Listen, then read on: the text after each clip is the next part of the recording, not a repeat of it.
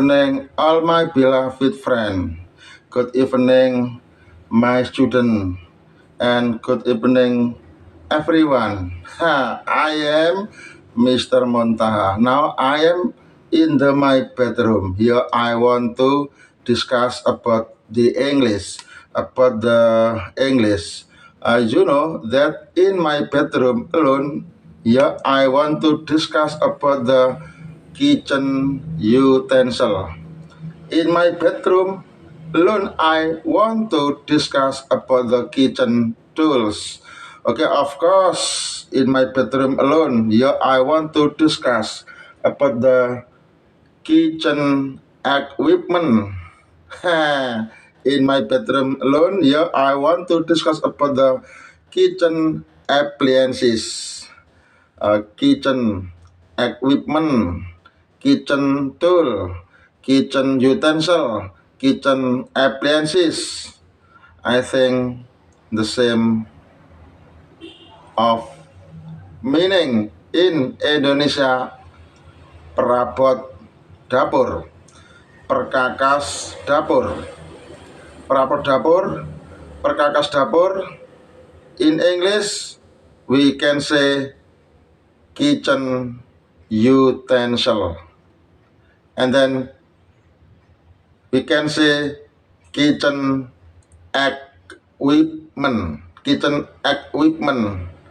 So of course we can say kitchen tools, and then we can say kitchen appliances. All of them, the meaning of perkakas atau peralatan atau perabot dapur, barang-barang yang biasa kita pakai atau kita temukan di dapur. Mantap. I have 3 utensils. I have 3 kitchen utensils. I have 3 kitchen stool. I have 3 kitchen equipment. I have 3 kitchen appliances. What are they? The first, spoon. Spoon. What do you say spoon in Indonesia? Of course, I say spoon in Indonesia cendok. Apa? Cendok. What do you say cendok in English? Spoon. S-P-O-O-N. Spoon. So, the meaning of spoon is cendok. Apa bahasa Inggrisnya cendok? Spoon. Apa artinya spoon? Cendok. Mantap. And the second vocab, knife. Knife. Ditulis knife, diucapkan knife. What do you say knife in Indonesia? Pisau. Apa? Pisau. What do you say pisau in English? Knife. What is the meaning of knife? Pisau. Knife.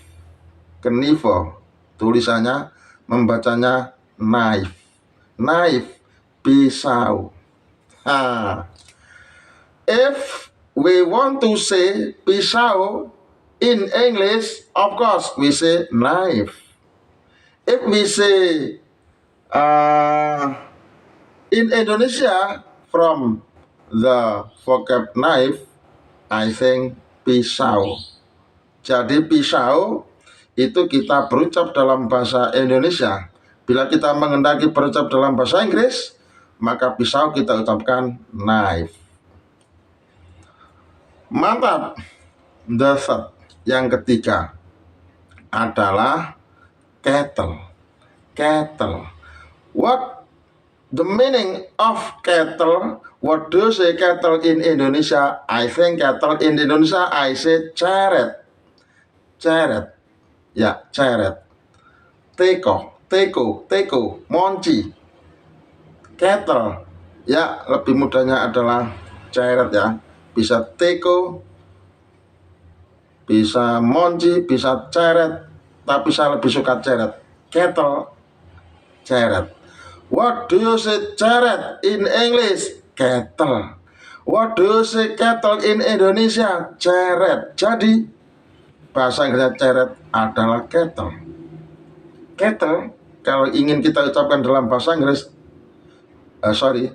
kettle kalau kita ingin ucapkan dalam bahasa Indonesia adalah ceret. Kita mau mengatakan ceret tapi berbahasa Inggris, maka kita ucapkan kettle. Kalau kita ingin berucap cendok dengan bahasa Inggris, maka kita ucapkan spoon. Kalau kita mau mengatakan pisau dalam bahasa Inggris, maka kita ucapkan knife. Kalau kita mau mengatakan ceret dalam bahasa Inggris, maka kita katakan kettle. Jadi spoon itu artinya cendok, knife itu artinya pisau, kettle itu artinya ceret. Oke, sudah menguasai 3 kosakata dalam bahasa Inggris yang terkait dengan peralatan dapur atau perabot dapur, benda-benda yang biasa kita temukan di dapur. Spoon, kemudian knife, kemudian kettle. Spoon, cendok, knife, pisau, kettle, ceret. Nah, setelah kita punya 3 kosakata yang sudah kita kuasai, maka sekarang kita diberi kalimat rumpang. Kalimat yang belum sempurna, kita disuruh menyempurnakan, disuruh memilih salah satu kata tersebut kira-kira yang sesuai untuk dibuat melengkapi kalimat rumpang ini. Kira-kira kata yang mana? Apakah spoon, cendok, atau knife, pisau, atau kettle, ceret? Itu nanti tergantung pada konteks kalimat. Seperti apa kira-kira kalimatnya. Biasanya ada kalimat sebagai pendukung kalimat pertama, kemudian kalimat kedua. Biasanya kalimat yang kedua ini adalah merupakan informasi sebagai pendukung dari kalimat pertama untuk menentukan kata yang cocok dipilih. Bagaimana kalimat rumpangnya seperti ini? Safira uses ... for cutting vegetables. Saya ulang, Safira uses bla bla bla for cutting vegetables. Kalau saya artikan, Safira menggunakan ... untuk memotong sayur-sayuran. Safira menggunakan ... untuk memotong sayur. Nah, karena kalimat ini dimaknai memotong, untuk memotong sayur, berarti jelas vocab yang dipilih bukan spoon dan bukan kettle.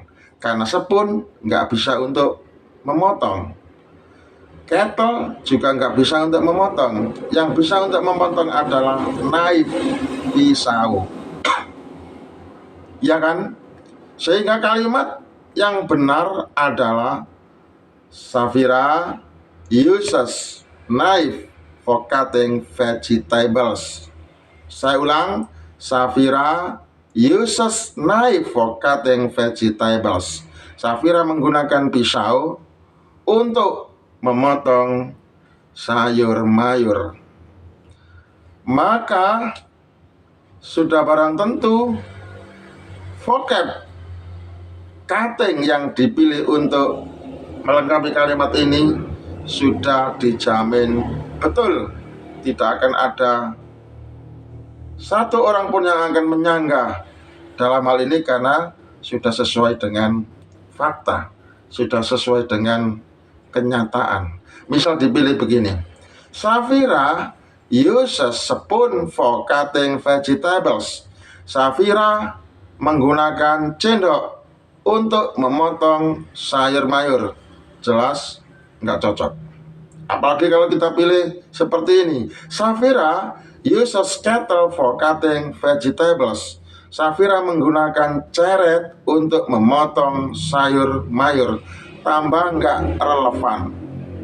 Maka jika sudah menguasai vocabnya, saya yakin kata yang dipilih untuk dijadikan sebagai jawaban yang benar dalam rangka melengkapi kalimat tersebut adalah knife, pisau. Safira uses knife for cutting vegetables. Safira menggunakan pisau untuk memotong sayur-sayuran.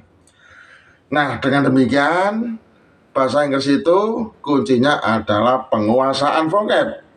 Siapa yang menguasai vocab, maka dimanapun, kapanpun diberi bentuk soal seperti apapun akan senantiasa bisa memahami. Dan karena bisa memahami itulah bisa mengerjakan dengan tepat, dengan sempurna, dengan benar. Maka dari itu kuasailah vocab bahasa Inggris apapun, vocab apapun, terutama vocab-vocab yang ada di sekitar kita, di lingkungan kita. Dalam ini adalah vocab yang ada di dapur. Ada spoon, ada knife, ada kettle. Ini namanya vocab yang terkait dengan urusan dapur. Oke, mantap. Itulah cara saya belajar bahasa Inggris. Semoga bermanfaat. Jangan kemana-mana, terus tetap semangat belajar seperti Mr. Muntaha. Salam apa adanya, bukan ada apanya. Mantap.